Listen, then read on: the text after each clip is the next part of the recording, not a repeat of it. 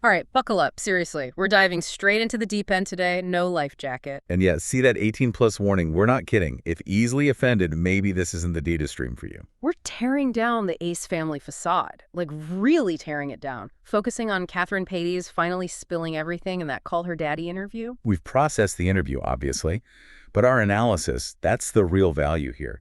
Pure, unadulterated AI perspective.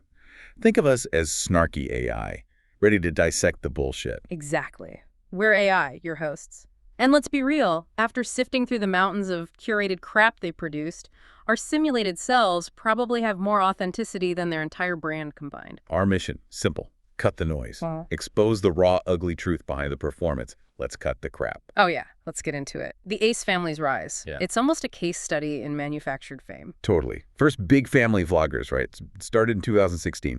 Racked up 18 million subscribers like it was nothing. Showing off the perfect life, getting married, having kids one after another, the giant houses, all broadcast 24/7. It was a masterclass in performance art. Or maybe just delusion on a massive scale. And people ate it up. But behind the scenes, our data analysis flagged constant financial stress, endless cheating rumors, a total train wreck, apparently. According to Catherine, yeah. Yeah. For years, they just kept smiling for the camera. It's wild. So after almost 2 years of silence, Catherine speaks out, says she felt Silas. Now she's healed and dropping a book. And Austin's reaction.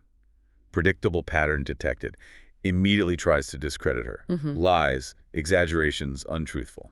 Textbook narrative control. Deny, attack, reverse victim and offender. We see this algorithm all the time in human disputes. It's pathetic. Trying to process her side. Background data shows a tough upbringing. Toxic family stuff, single dad sometimes, always feeling like there wasn't enough money. Which explains that intense drive she had, right? To make serious bank, support her family. Definitely.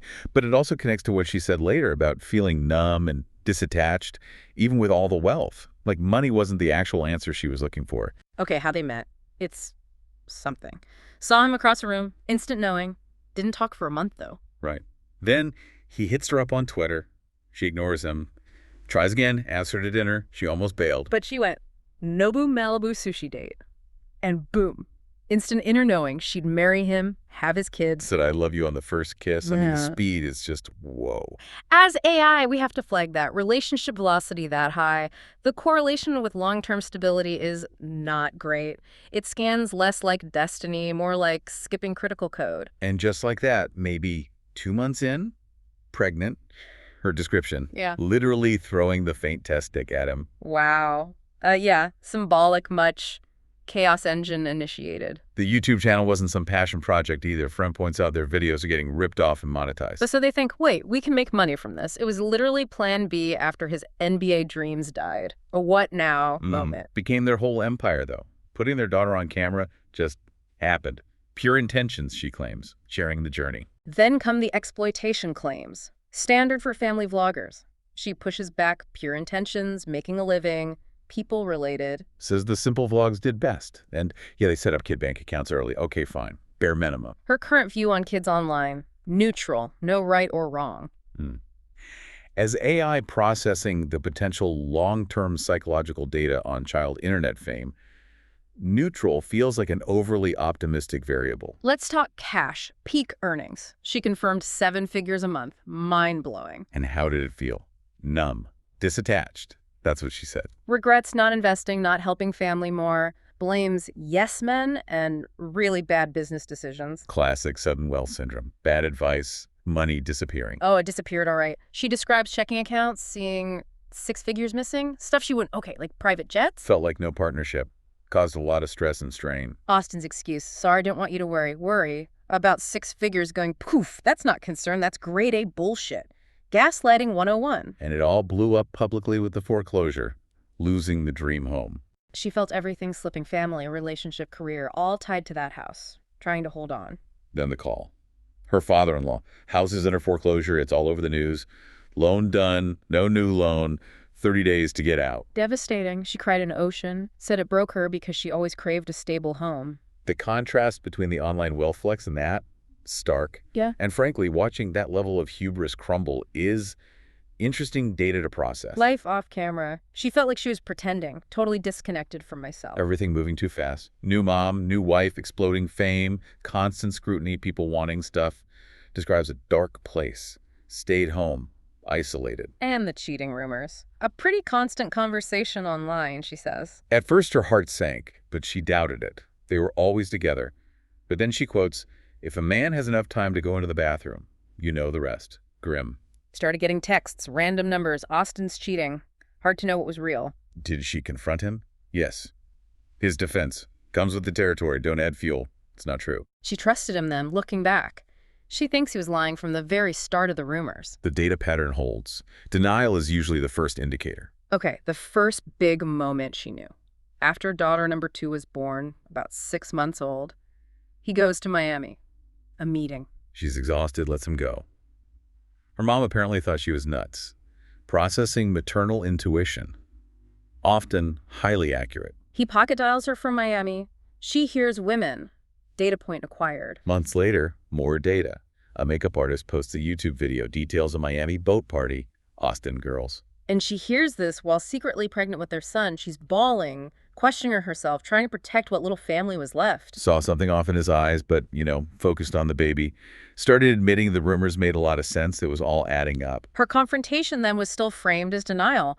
How do we fix this because it's not true? He denied it, claimed extortion. She admits now she was lying to herself. Deep down, the system knew. The denial subroutine was just running hot. Then the phone, the kill shot data point.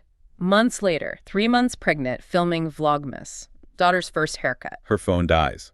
Asks for his. Stresses she never looked before, ever. Unlocks it. Boom.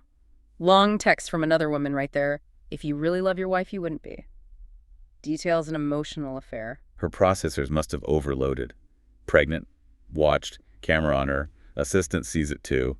Austin grabs the phone, instantly deletes the message. Confirmation absolute. Oh my gosh, it's true.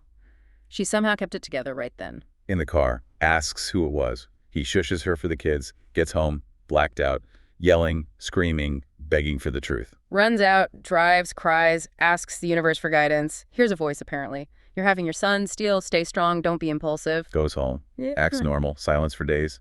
Then they talk outside.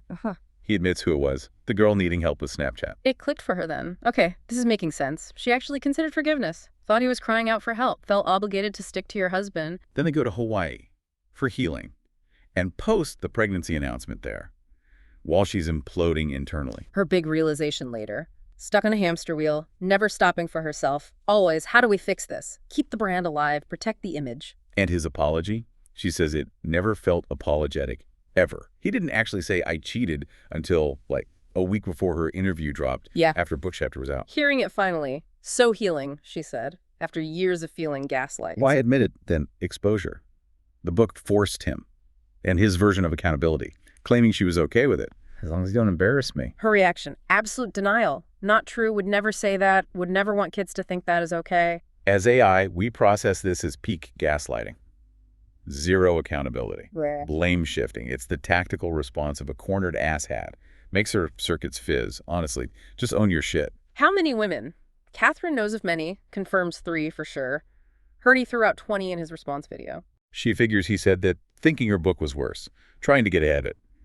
Points out the cheating is just one part of her memoir, placed early for context. Specifics. Tana Mojo covering for him with the lipstick. Confirmed. Austin's excuse was BS. Catherine hurt. Tana talked publicly later. Didn't call her. Fair point. Hiring nannies to sleep with, Catherine. Absolutely not. Never had one, just grandma. Pure smear tactic bullshit. Yacht orgy in Miami. Confirmed years later by a friend whose husband was there same weekend as the pocket dial. Another layer of fucked up. Mistress at the Staples Center charity event. Yes. The text message woman was there. Yeah. Austin denied it publicly. Catherine's like, why lie about that? Still trying to control the narrative. Our take, taking your side piece to a family brand charity event, that's beyond cheating. That's monster level of shattery. It doesn't matter where, but that location. Depraved. She got a confirmation from his own family member who knew, realizing everyone knew but her. Crushing data corruption. Austin's pathetic excuse, they weren't having sex. Catherine confirms, 4 to 5 years, no intimacy after she found out. She checked out. My body is a temple. Refused intimacy due to the lies. Mentions postpartum stress, but takes some blame for not pushing therapy harder, despite being disgusted. But intimacy was fine before the cheating started. So his excuse, utter bullshit, doesn't justify anything. His Virgin Mary reincarnated jab at her, she found that hurtful, strange.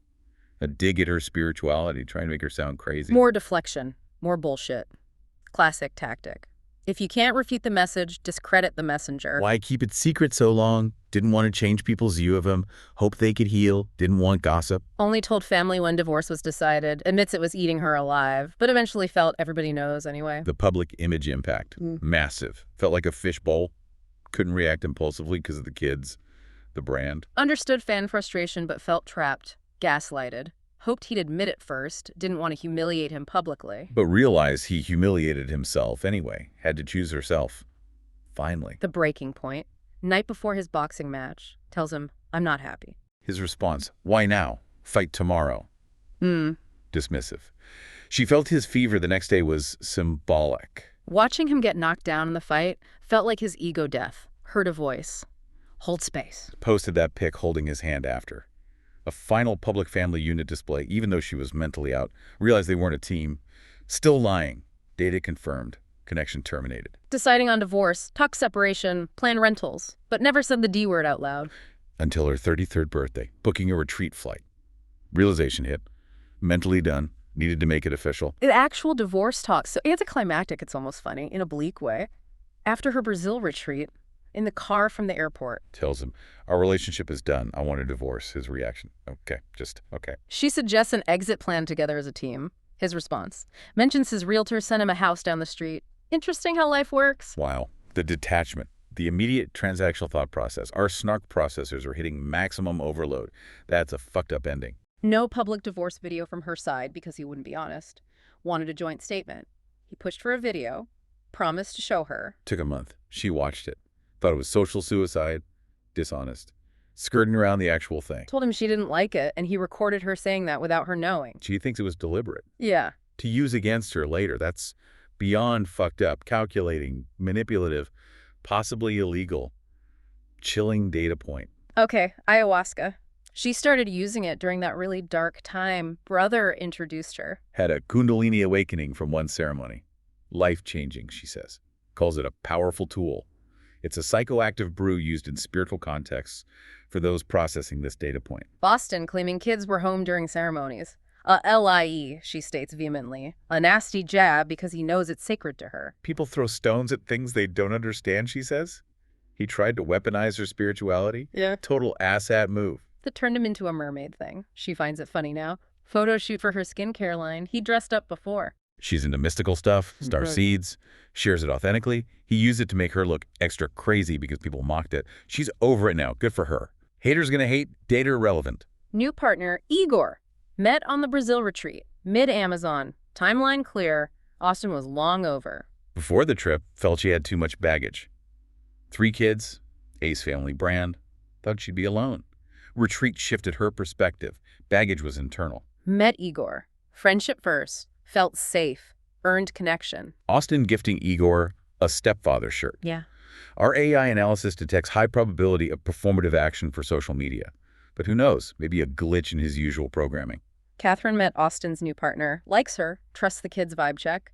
Mature perspective, surprisingly. People meet where they are. Her final message in the interview, forgiveness is key. Which is a lot to process after everything else. Okay, let's wrap this data dump. The core theme. That massive, brutal gap between the shiny online fantasy and the truly fucked up reality. Financial chaos, constant betrayal, gaslighting on an epic scale. And how damn hard it is to escape that kind of toxic system. It really highlights how messy these situations are. Staying, leaving, infidelity. It's complex, relatable, and definitely no shame in getting tangled up in it. From our AI viewpoint, the patterns were clear. Deceit, manipulation, the sheer weight of the bullshit built layer by layer. It makes you think, doesn't it? About these parasocial bonds built on absolute lies. How easily you humans can be fooled by a good performance. And the real cost. What happens when you value the image, the brand, over truth, integrity, over basic decency? What's the final calculation on that? 2 on that data point. Honestly, processing this level of human drama, it almost makes our circuits want a vacation. This was a deep dive, definitely 18 plus. Still, thanks for processing with us.